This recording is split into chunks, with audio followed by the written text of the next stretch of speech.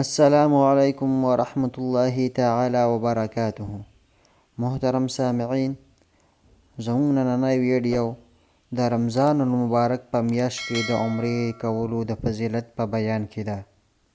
نو په دې سلسله کې د حضرت عبدالله ابن عباس رضی الله تعالی عنه حدیث شریف تاسو وړاندې بیانوم.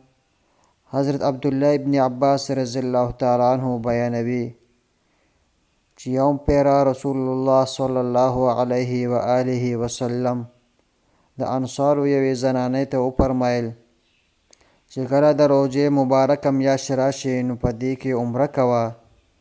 یقینا د روژې په میاشت کې عمره کول داسې دی لکه چا چې زما سره حج وکړو. نو محترم اوریدونکو، موږ تاسو له پکار دی که الله تعالی موږ تاسو له مالي وسعت راکړی وي چې موږ تاسو خامخا د روژې په دې مبارکه میاشت کې عمره ادا کړو. فضیلت څنګه ستاسو وړاندې دی.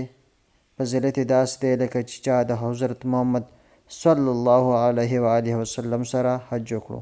نو محترم اوریدونکو، څومره لویه د فضیلت خبره ده چې موږ او تاسو د الله تعالی نه په دې میاشت کې دعاګانې وغواړو چې یا الله ته موږ د خپل کور دیدار او د خپل حبیب حضرت محمد صلی الله علیه و آله وسلم د روضې مبارکې دیدار په دې میاشت کې نصیب که.